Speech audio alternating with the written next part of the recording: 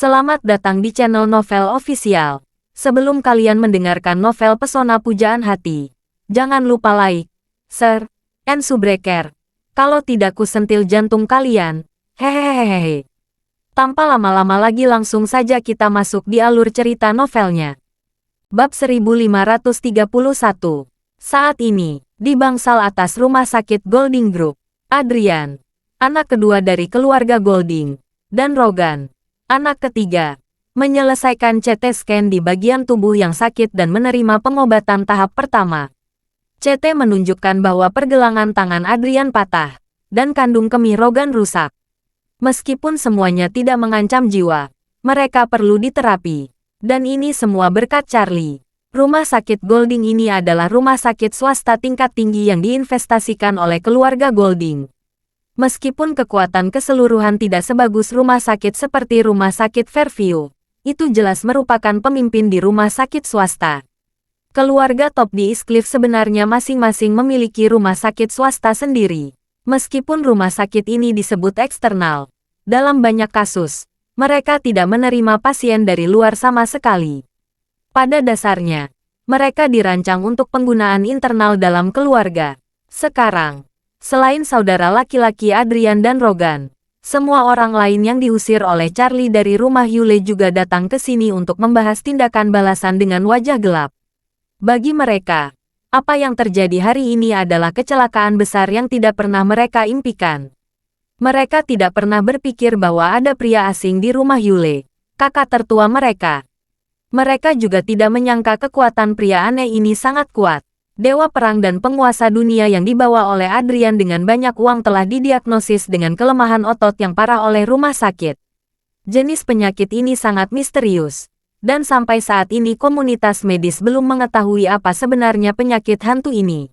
Setelah sakit, otot-otot seluruh tubuh secara bertahap akan kehilangan kekuatan, dan otot rangka mudah lelah, yaitu tubuh lemah, dan sangat mudah lelah. Jika kondisinya terus memburuk, seorang pekerja laki-laki muda dan setengah baya bahkan mungkin tidak dapat mengambil sikap.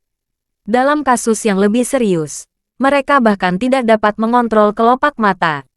Dokter di rumah sakit melakukan pemeriksaan yang sangat sistematis terhadap dewa perang dan penguasa dunia, dan menemukan bahwa transmisi neuromuskuler keduanya memiliki hambatan besar, yang merupakan gejala khas kelemahan otot. Sebenarnya, ini terutama karena Charlie menggunakan energi spiritual untuk menyegel meridian mereka berdua. Tetapi dokter tidak mengetahui keberadaan energi spiritual, sehingga mereka hanya dapat menilai dari manifestasi klinis bahwa keduanya memiliki kelemahan otot. Ini juga tidak bisa dipahami oleh Adrian dan Rogan. Apa yang telah terjadi? Mereka berdua jelas adalah master dari para master. Tetapi ketika dia tiba di rumah Yule, mereka diangkat seperti ayam dengan mudah oleh anak itu, dan kemudian mereka menjadi lemah. Ini sangat konyol, bukan? Apakah anak itu semacam master tersembunyi? Bab 1532. Tetapi master tersembunyi tetap harus mematuhi hukum dasar. Mengapa mereka menjadi lemah setelah leher mereka dijepit? Ini seperti menyentuh wajah seseorang dan mengubahnya menjadi impoten. Itu tidak masuk akal. Kedua keluarga khawatir dan tidak nyaman, dan ingin mencari kesempatan untuk menghajar anak laki-laki itu. Tetapi mereka tidak tahu namanya, apalagi asal-usulnya. Faktanya, yang paling penting adalah dewa perang dan penguasa dunia tidak bisa bergerak. Siapa lagi yang bisa mereka minta bantuan untuk membunuh pria itu? Adrian bahkan lebih tertekan. Dia tidak hanya kehilangan dewa perang dan penguasa dunia. Tangannya juga dipatahkan oleh Charlie. Kapan dia mengalami begitu banyak keluhan? Pada saat ini, dia bahkan ingin membunuh keluarga Charlie. Sangat mengerikan bahwa untuk saat ini, dia tidak bisa memikirkan cara membalas dendam. Rogan mencengkeram kandung kemihnya yang sakit, dan melihat kakaknya mengoceh dengan tergesa-gesa. Dia dengan cepat menawarkan nasihatnya. Kakak, saya mengatakan ini, tetapi kita tidak perlu khawatir tentang balas dendam terlebih dahulu. Kita harus mendapatkan properti yang ada di tangan kakak kita dulu. Ya ayah, putra Rogan. Wrigley juga berkata, ayah benar. Kita harus mendapatkan semua saham dan properti sekarang. Ini adalah prioritas utama. Adrian berkata dengan dingin. Itu benar. Aku tidak berpikir pamanmu bisa hidup lebih lama. Paling lama hanya 2 atau 3 bulan. Kita dapatkan uangnya dulu, lalu cari anak itu untuk melunasi tagihannya. Rogan buru-buru bertanya, "Kakak, ide bagus apa yang kamu miliki untuk dewan langsung besok?" Adrian mencibir, "Saya telah memberitahu beberapa pemegang saham lainnya. Setengah dari mereka bersedia bekerja sama dengan kita untuk merebut kekuasaan. Dan setengah lainnya masih memikirkan kebaikan kakak kita. Tetapi tidak ada yang perlu ditakutkan. Karena gabungan kita sekarang sudah melebihi 51%. Rogan bertanya, "Kalau begitu mari kita paksa Yule untuk menyerahkan posisi ketua besok." "Ya," Adrian menggertakkan giginya dan berkata, "Besok, saya akan datang langsung ke Dewan Arah untuk Yule menyerahkan penyerahannya. Dengan jumlah saham kita berdua dan orang-orang yang mendukung, kita akan langsung memilih untuk menghapus posisinya sebagai ketua direksi. Dan kemudian memilih saya sebagai ketua direksi baru. Pengambilan alihan Golding Group ini wajar dan sah." Berbicara, Adrian tidak bisa menahan tawa. "Ketika saya mendapatkan kursi ketua, saya akan mulai mentransfer aset Golding Group." Rogan tersenyum dan berkata, "Setelah aset dipindahkan ke cangkang perusahaan lain, saham kakak tertua akan menjadi rak kosong dan tidak memiliki nilai yang sama sekali." Wrigley buru-buru bertanya, "Ayah, bagaimana dengan aset pribadi paman? Dia memiliki begitu banyak tabungan, rumah mewah, mobil mewah, kapal pribadi, jet pribadi, pelayaran pribadi, dan sejumlah besar barang antik dan peninggalan budaya. Dikatakan bahwa dia telah mengumpulkan kaligrafi dan lukisan terkenal selama bertahun-tahun. Nilainya beberapa miliar." "Beberapa miliar?" Adrian melengkungkan bibirnya. "Kamu meremehkan pamanmu.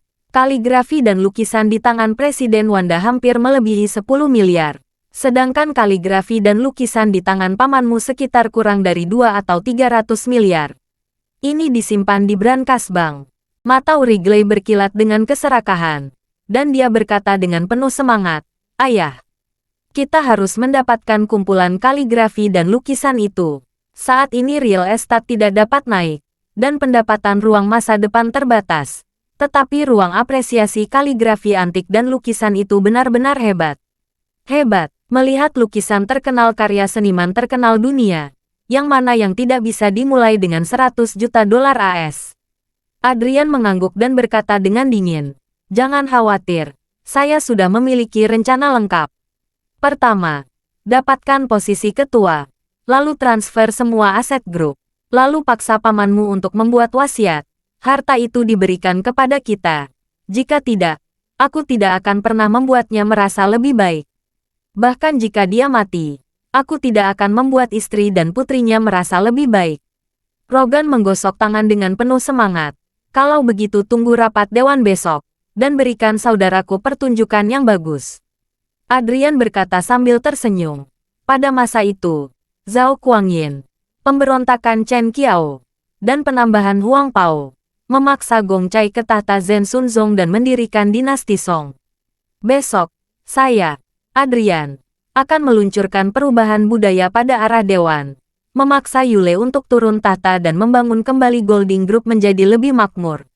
Rogan menjilat wajahnya dan berkata, "Kakak, jangan lupakan adikmu nanti. Kamu akan menjadi satu-satunya kakakku di masa depan."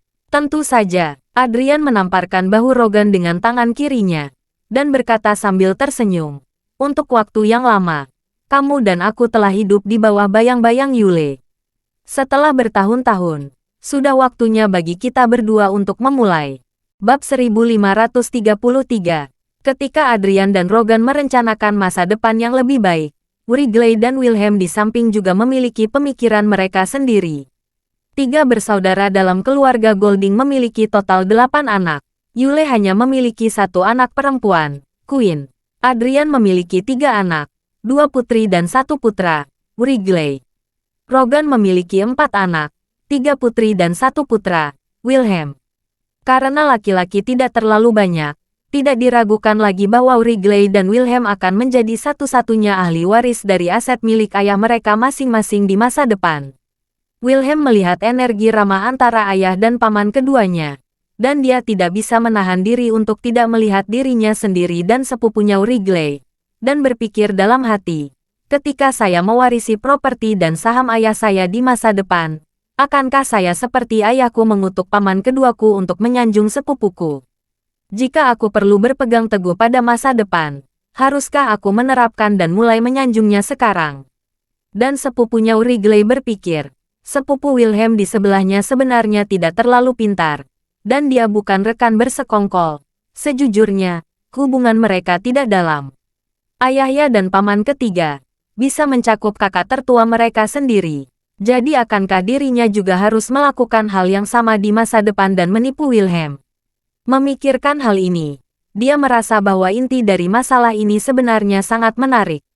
Pertama, harta keluarga dibagi menjadi 3, dan keluarga ayah dan keluarga Rogan bergabung untuk mencaplok keluarga Yule.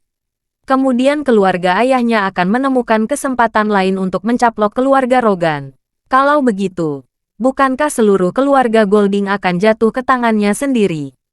Memikirkan hal ini, Wrigley tidak bisa menahan diri untuk tidak bersemangat. Keluarga Golding di seluruh Eastcliff hanya bisa menempati peringkat ketiga. Namun, jika dia bisa duduk sendiri di seluruh keluarga Golding, maka dia bisa menjadi orang terkaya di seluruh Eastcliff, dan tidak ada seorang pun yang menyainginya. Bahkan keluarga Wade dan keluarga Schultz, dua keluarga besar teratas, tidak mungkin memiliki satu orang pun yang lebih kaya dari keluarga Golding. Pada saat itu, dia akan dapat berkumpul dengan orang-orang terkaya di China. Wilhelm tidak tahu bahwa sepupunya, yang ingin dia sanjung, sebenarnya sedang merencanakan bagaimana menyakitinya sekarang. Dia sengaja tidak mengatakan apa-apa, dan berkata kepada Wrigley dengan senyum di wajahnya, "Hei, Wrigley, kamu bilang anak keparat paman adalah pacarnya Nana." Wrigley menggelengkan kepalanya. "Saya tidak tahu. Gadis itu juga seorang tokoh masyarakat. Jika dia jatuh cinta, paparazi pasti akan menggalinya. Tapi saya belum mendengar berita apapun." Wilhelm tersenyum dan berkata, "Apakah kamu tidak ingat? Bajingan itu mengatakan kita akan mandul. Sial, ketika ada kesempatan, kita harus membuang kotorannya. Jadi dia apa itu kemandulan yang sebenarnya?" Wrigley berpandangan dingin. "Sial. Saya sangat mampu dalam hal itu, dan saya terkenal di seluruh lingkaran kelas atas Eastcliff. Beraninya dia mengatakan bahwa saya tidak subur. Sial, wanita yang saya pernah bermain dengan saya, lebih dari wanita yang pernah dia lihat."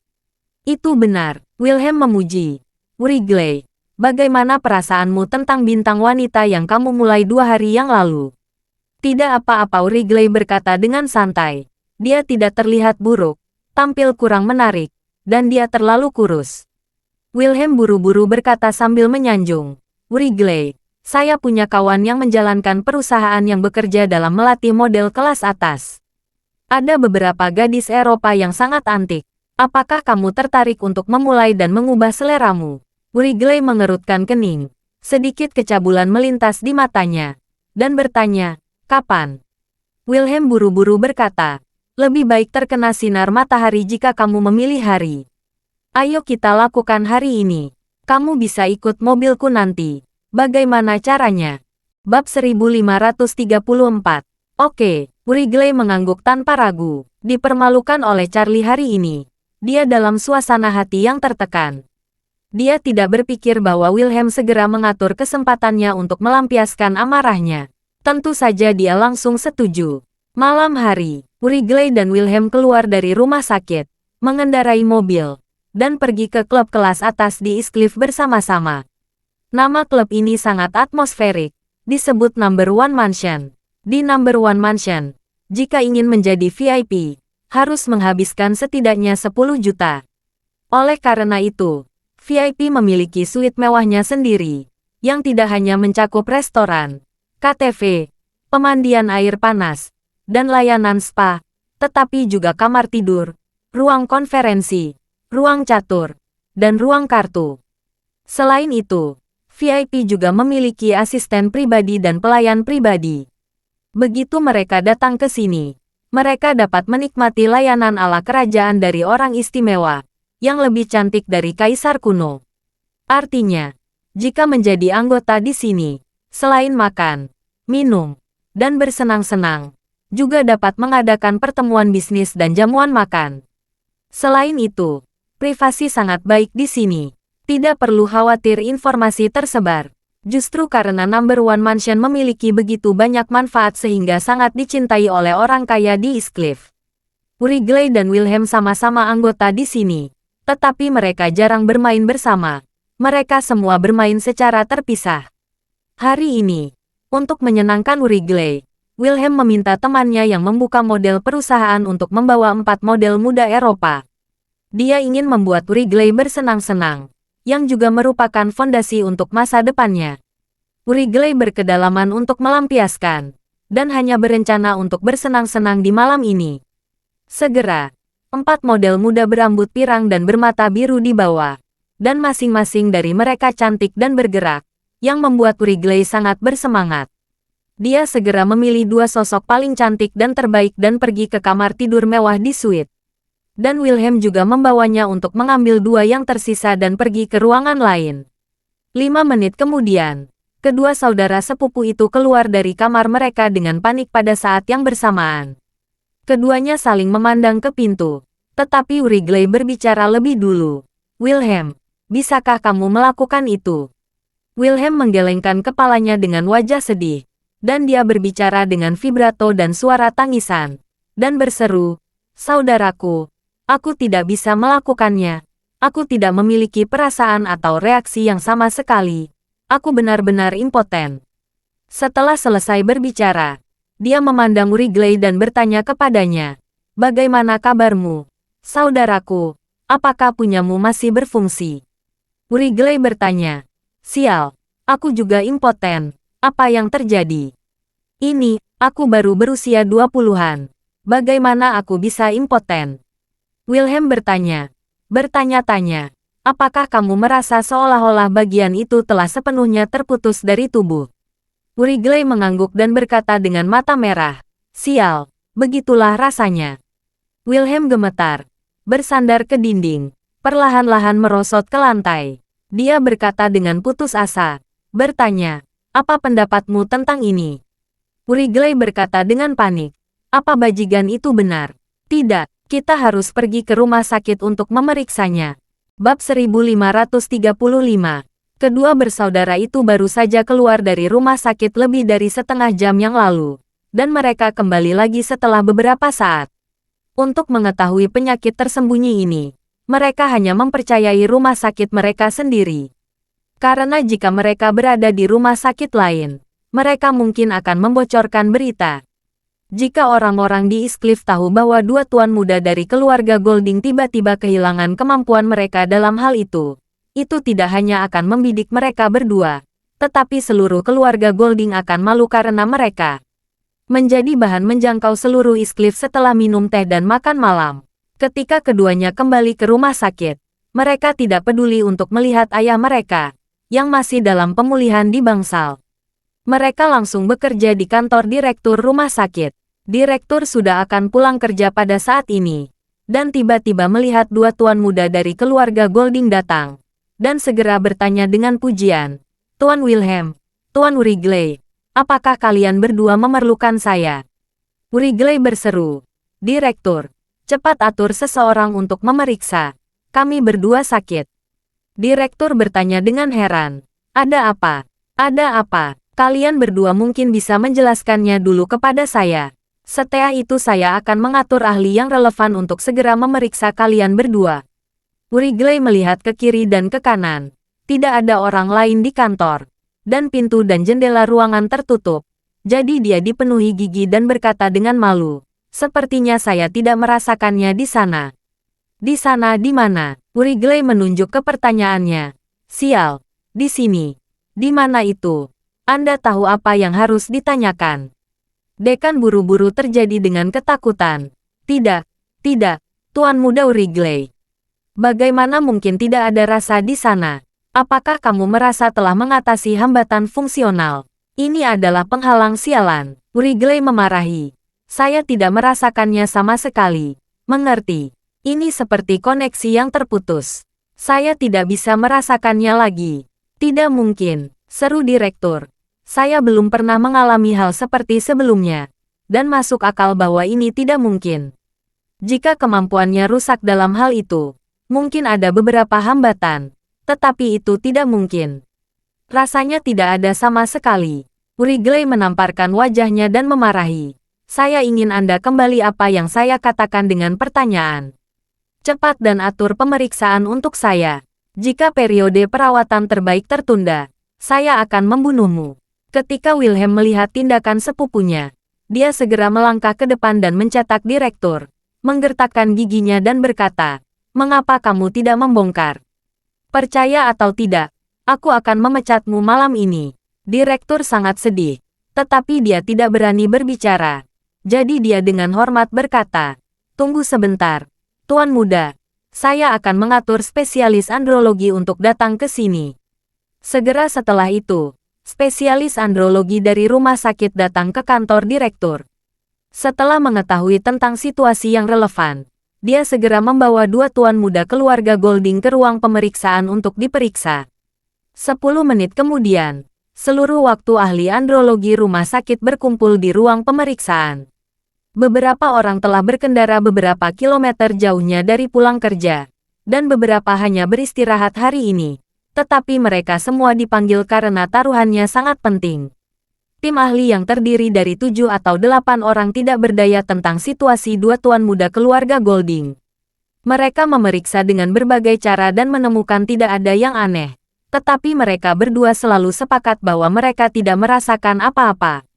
Insiden ini membuat Adrian dan Rogan yang sedang beristirahat di unit perawatan semakin intensif menjadi khawatir. Keduanya mendengar bahwa ada sesuatu yang salah dengan putra mereka, sehingga mereka melakukan penerapan. Setelah bertanya tentang masalah tersebut, keduanya terkejut. Terima kasih sudah mendengarkan cerita novel Pesona Pujaan Hati. Sampai jumpa di novel selanjutnya.